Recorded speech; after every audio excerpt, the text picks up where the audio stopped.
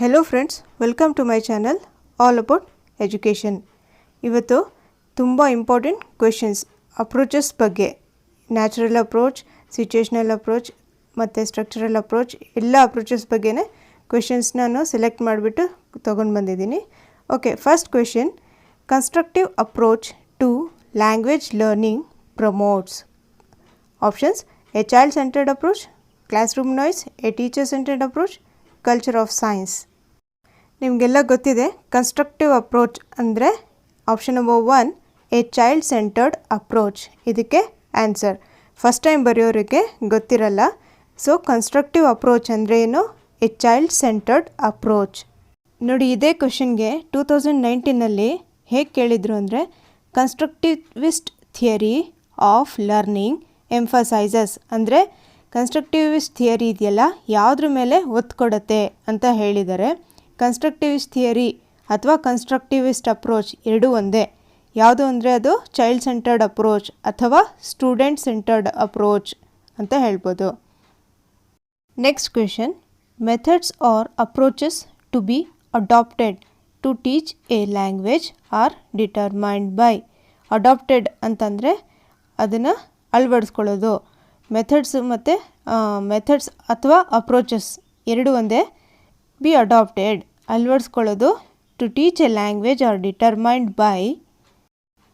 Options: the aim of teaching the language, the scope of teaching the language, the syllabus of teaching in the language, none of these.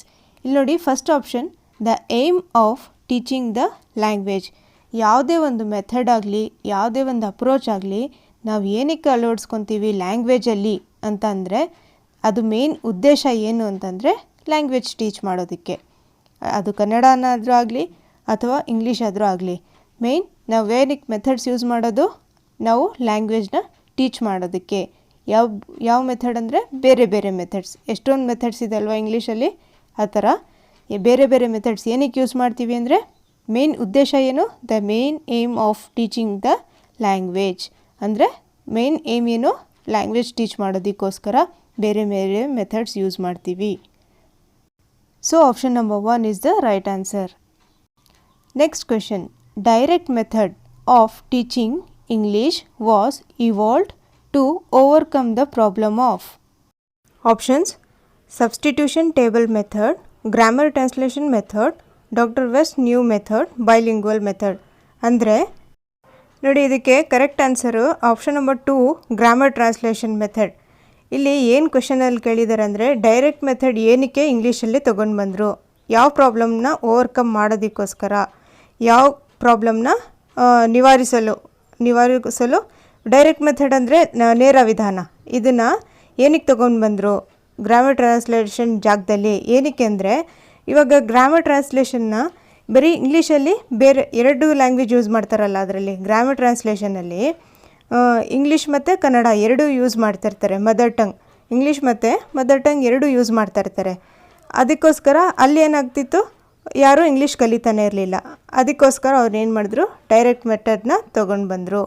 Grammar translation ಮೆಥಡಲ್ಲಿ ಏನೂ English ಕಲಿತಾ ಇರಲಿಲ್ಲ, ಬರೀ mother ಟಂಗಲ್ಲೇ ಹೇಳ್ಕೊಡ್ತಾಯಿದ್ರು. Translate ಮಾಡಿ ಮಾಡಿ ಗ್ರಾಮರ್ನ ಕನ್ನಡದಲ್ಲಿ ಹೇಳ್ಕೊಡ್ತಾಯಿದ್ರು, mother ಟಂಗಲ್ಲಿ ಹೇಳ್ಕೊಡ್ತಾಯಿದ್ರು. ಸೊ ಅದಕ್ಕೆ ಡೈರೆಕ್ಟ್ ಮೆಥಡ್ನ ತೊಗೊಂಡು ಬಂದರು, to overcome the problem of grammar translation method. Okay, option number 2 is the right answer. Next question: which of the following is not true about the bilingual method? Options: it involves sandwich technique, it was developed by H.E. Palmer, it gives equal importance to mother tongue and target language, it lays emphasis on fluency and accuracy. ನೋಡಿ, ಇಲ್ಲಿ ಇದರಲ್ಲಿ 4ರಲ್ಲಿ ಯಾವುದು ಸರಿ ಇಲ್ಲ, ಯಾವುದು ಹೇಳಿಕೆ statement ಯಾವುದು ಸರಿ ಇಲ್ಲ ಅಂತಂದ್ಬಿಟ್ಟು. ಇದರಲ್ಲಿ ಆಪ್ಷನ್ ನಂಬರ್ 2 ಇದೆ ನೋಡಿ, it was developed by H.E. Palmer ಅಂತ ಇದೆ, ಅದು ತಪ್ಪು. ಏನಕ್ಕಂದರೆ ಬೈಲಿಂಗ್ವಲ್ ಮೆಥಡ್ ಇದೆಯಲ್ಲ, ಅದು ಡಾಟ್ಸನ್ ಅಂತ ಇದ್ದಾರೆ, ಅವರು ಇದು ಮಾಡಿದ್ದು, ಕಂಡುಹಿಡಿದಿದ್ದು. ಇಲ್ಲಿ ಫಸ್ಟ್ ಆಪ್ಷನ್ ಇದೆ ನೋಡಿ, ಫಸ್ಟ್, ಥರ್ಡ್ ಮತ್ತು 4, it involve sandwich technique. Sandwich technique bilingual ಮೆಥಡಲ್ಲಿ ಇರುತ್ತೆ. It involves gives, option number 3, it gives equal importance to mother tongue and target language. Bilingual ಮೆಥಡಲ್ಲಿ ಮದರ್ ಟಂಗ್ ಮತ್ತು ಟಾರ್ಗೆಟ್ ಲ್ಯಾಂಗ್ವೇಜ್ ಅಂದರೆ English, ಎರಡಕ್ಕೂ equal importance ಕೊಡ್ತಾರೆ. ಯಾವುದರಲ್ಲಿ? Bilingual ಮೆಥಡಲ್ಲಿ. Next fourth option, it lays emphasis on fluency and accuracy. Bilingual ಮೆಥಡಲ್ಲಿ ಇದು ಯಾವುದ್ರ ಮೇಲೆ ಒತ್ತು ಕೊಡುತ್ತೆ? ಫ್ಲೂಯೆನ್ಸಿ ಮತ್ತು ಅಕ್ಯುರಸಿ ಮೇಲೆ. ಎಂಫಸಿಸ್ ಅಂದರೆ ಒತ್ತು ಕೊಡೋದು. It lays emphasis on fluency and accuracy. So ಇಲ್ಲಿ ಆಪ್ಷನ್ ನಂಬರ್ 2 ಇದೆಯಲ್ಲ, ಇದಕ್ಕೆ ಆನ್ಸರ್. ಇಲ್ಲಿ ನೋಡಿ, language teaching and the bilingual method. Bilingual method ಯಾರು ಕೊಟ್ಟಿದ್ದು? CJ Dodson. Next question, which of the following methods of teaching cannot be used interchangeably with each other? ಒಂದಕ್ಕೊಂದು change ಆಗಲ್ಲ. ಯಾವ ಮೆಥಡ್ ಅದು ಅಂತಂದರೆ option number 3 direct method.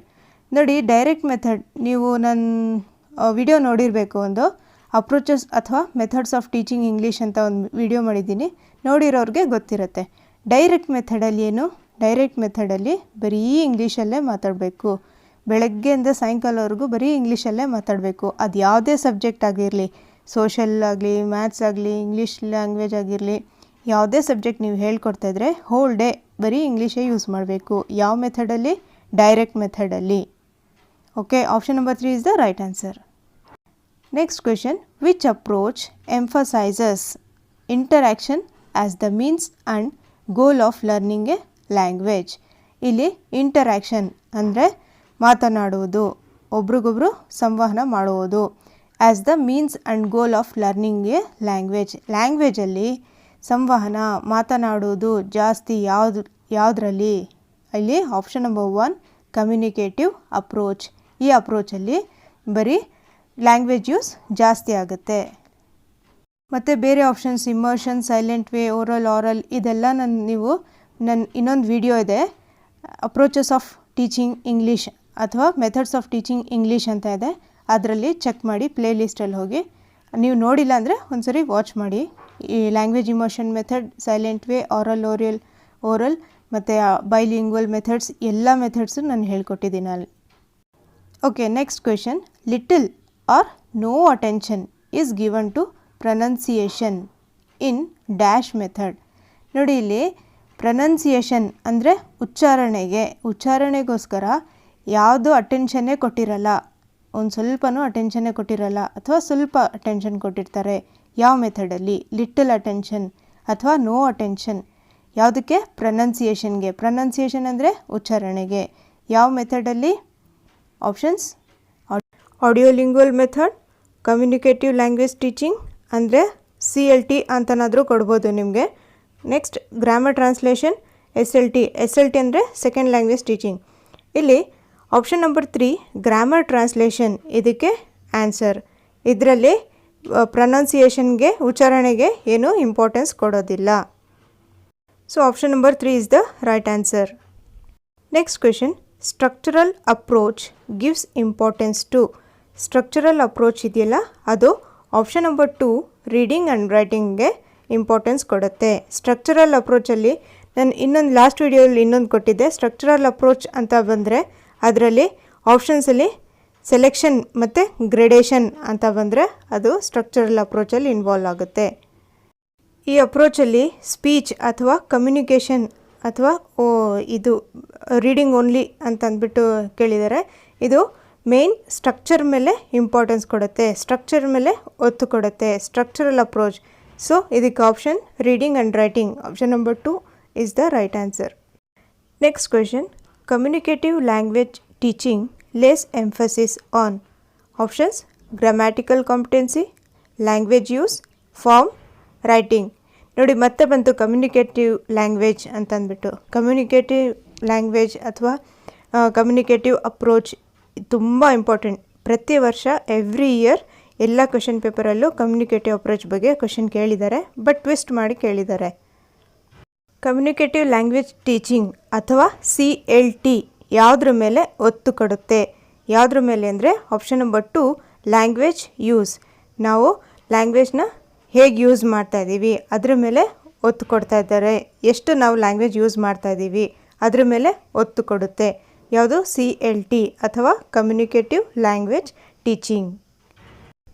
Next question, one of the main demerits of translation method is translation method ಅಂದರೆ ಅದೇ grammar translation method ಇದೆಯಲ್ಲ ಅದರಲ್ಲಿ ಅದರದ್ದು ಡ್ರಾಬ್ಯಾಕ್ ಏನು ಅಂತಂದರೆ ಡಿಮೆರಿಟ್ ಏನು ಅಂದರೆ ಅದರಲ್ಲಿ ಆಪ್ಷನ್ ನಂಬರ್ 2 ಇದೆ ನೋಡಿ, ಮೆಂಟಲ್ ಟ್ರಾನ್ಸ್ಲೇಷನ್. ಇದಕ್ಕೆ ಆನ್ಸರ್.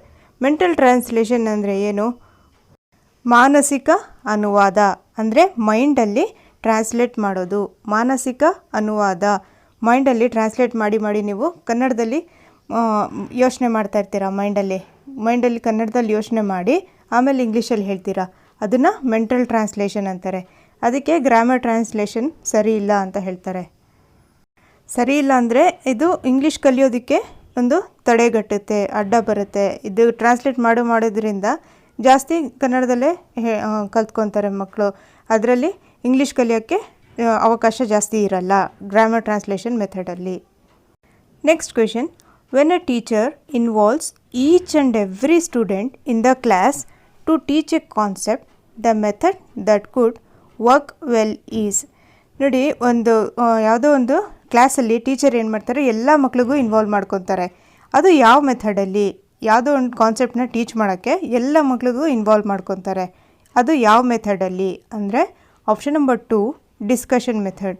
ಡಿಸ್ಕಷನ್ ಮೆಥಡಲ್ಲಿ ಒಂದು ಕಾನ್ಸೆಪ್ಟ್ ಹೇಳ್ಕೊಡ್ಬೇಕಾದ್ರೆ ಟೀಚರ್ ಎಲ್ಲ ಮಕ್ಳಿಗೂ ಇನ್ವಾಲ್ವ್ ಮಾಡ್ಕೊತಾರೆ, ಸೇರಿಸ್ಕೊತಾರೆ.